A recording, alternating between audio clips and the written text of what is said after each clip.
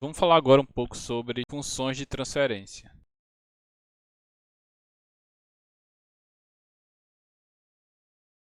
Vamos voltar para o processo do tanque que a gente havia estudado inicialmente.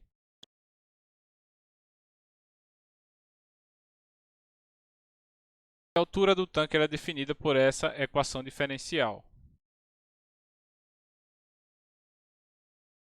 A gente colocou Q0 em função do tempo porque agora a gente vai poder trabalhar com alguns dos sinais que a gente estudou.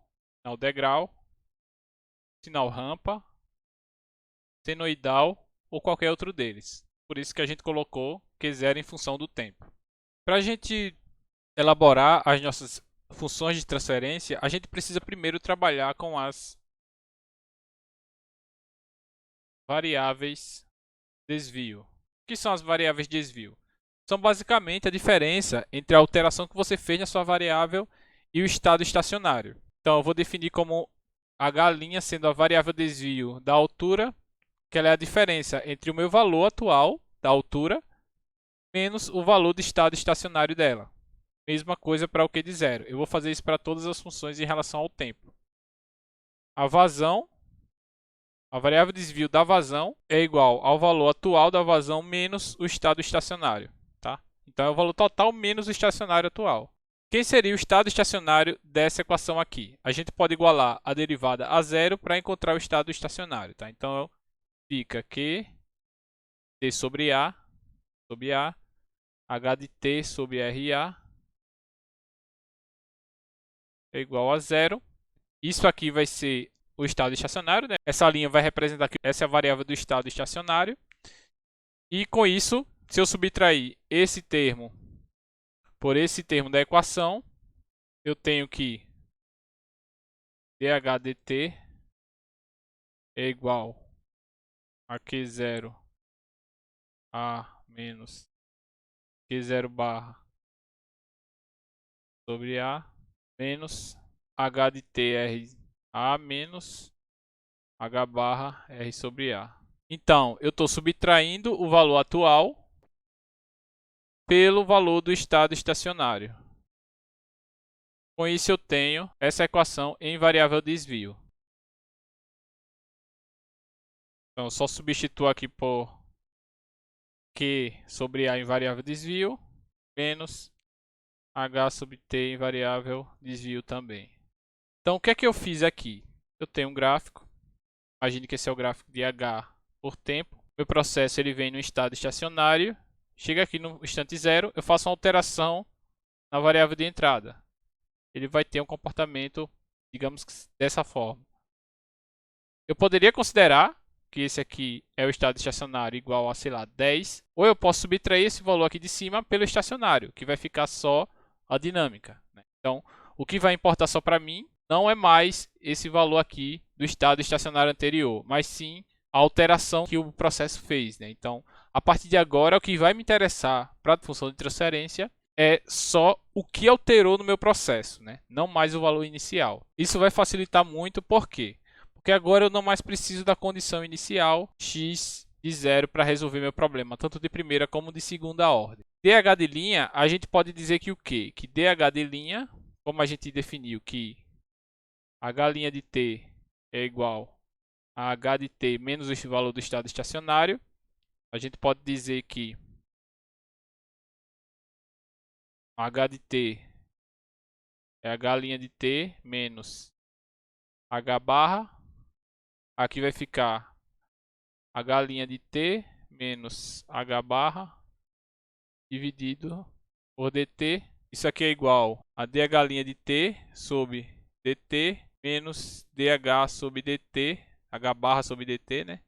Como esse h aqui ele é constante, essa derivada ela é zero, então eu fico só com... Aqui é positivo, né?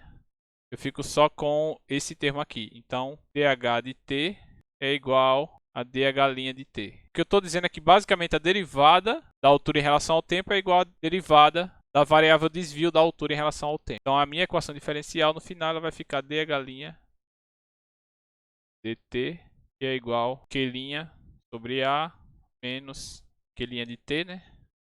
H' de t sobre AR. Lembrando que H' é H menos H do estacionário e Q' é Q menos o Q do estacionário. É a diferença relacionada à dinâmica do meu sistema, tá? A partir dessa equação que está em variável desvio, eu posso tirar a transformada de Laplace. Como vai ficar a transformada de Laplace dessa equação? A derivada de H' de t seria S, H' de S, menos H de zero, que é igual a Q'0 de S, dividido pela área, menos H' de S, dividido por AR. Aí aqui está a grande vantagem de a gente trabalhar com variável desvio. A gente falou que H' de t é igual a H de t menos o valor do estado estacionário. Se a gente considerar que a gente partiu do estado estacionário, então H de zero vai ser igual. Esse termo aqui, como é H de t, vai ser H de zero e vai ser igual ao estado estacionário, porque quando o tempo é igual a zero, ele é igual ao estado estacionário. Então vai ficar H do estado estacionário menos H do estado estacionário, que H' de zero vai ficar igual a zero. Então sempre esse termo aqui vai ser igual a zero, tá? Se a gente ver aqui no gráfico, sempre eu estou considerando que esse termo aqui, que esse ponto aqui, antes da minha alteração, é meu ponto de partida, tá? Eu vou desconsiderar todo esse valor aqui. Eu sempre vou considerar só a alteração que fez em relação ao estado estacionário. Isso é minha variável desvio. Então, continuando aqui, H' de S vezes S sobre A. Aí. Agora a gente isola o H' de S. Passa para um lado e isola, né?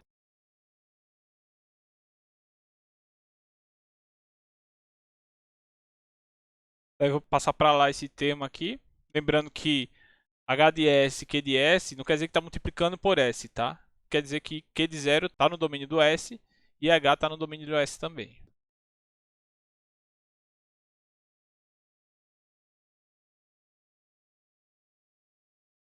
Aí a gente ficou com essa equação aqui, que é uma equação muito parecida com o que a gente fez na aula 7, né?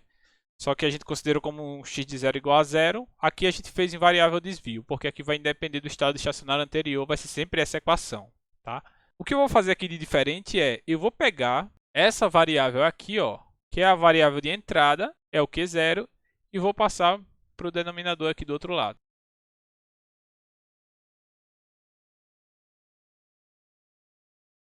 Daí ficou assim a equação, eu só vou fazer mais uma alteração nela.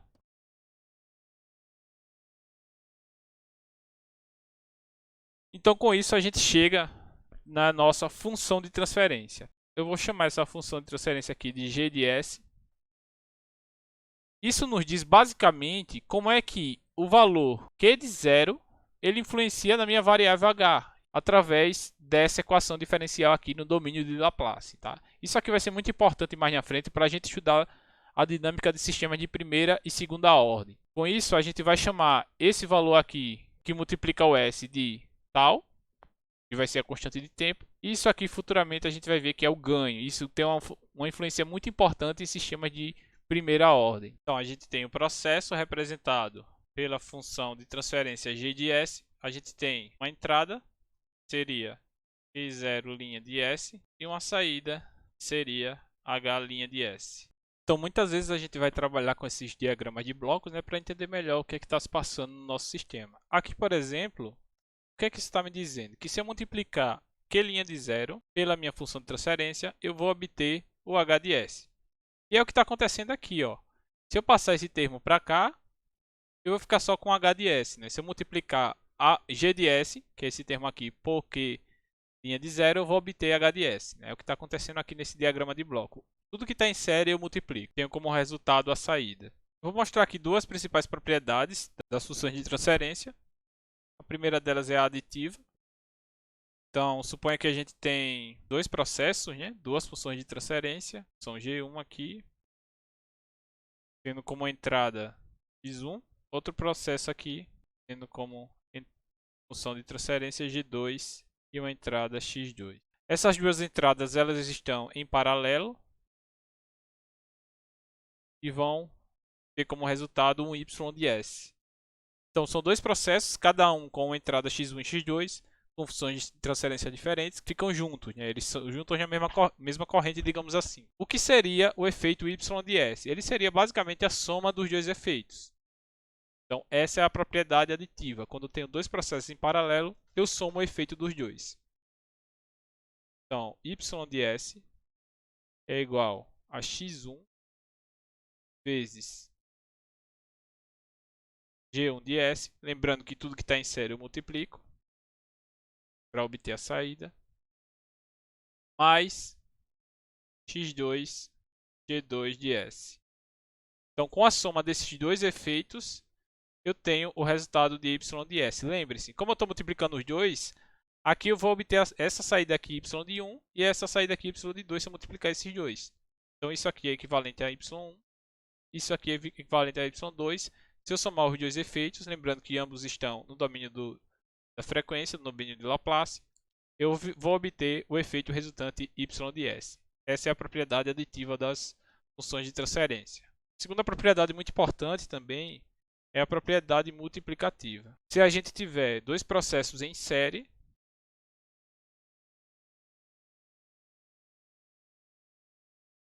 eu vou multiplicar eles para obter y de s. Então eu posso dizer que y de s é igual a x1 multiplicado pela função de transferência g1 multiplicado por g2. Então, tudo que está em série eu multiplico para obter a saída. Veja que eu poderia ter feito diferente, tá?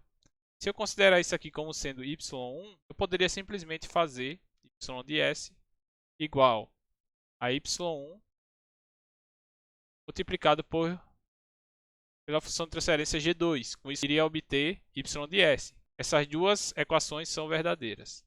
Mas geralmente a gente utiliza dessa forma aqui, porque a gente não tem esse valor intermediário, né? Então a gente vai multiplicar esse valor por esse, né? E vai ser igual a y de s. Essa é a propriedade multiplicativa das funções de transferência. Para exemplificar, vamos colocar aquele mesmo exemplo do tanque. Aqui eu vou ter o Q de 0. Só que a saída desse tanque vai ser a entrada de outro tanque. Aqui eu vou ter H1, vou ter H2. Aqui eu tenho a função de transferência G de 1 e a função de transferência G de 2S. G de 1 é igual a R sobre ARS mais 1. Resistência 1, aqui é resistência 2, área 1, área 2. Aqui é o primeiro tanque. E G de 2 seria resistência 2, área 2, S mais 1. Como é que ficaria esse sistema aqui, tá? Em série, para eu achar quem é H de 2. Então ficaria H2 de S, Q' de 0 de S, vezes G1 de S, multiplicado por G2 de S. Daí, a gente tem que H2 de S é igual a Q' de 0, multiplica R1 sobre A1R1 mais 1, multiplicado por R2 dividido por A2 R2 S mais 1. Daí, se eu quisesse encontrar quem é H de 2, eu teria que fazer essa multiplicação aqui das duas funções de transferência. A mesma coisa se eu quiser adicionar 3 tanques em série, eu faria a mesma coisa.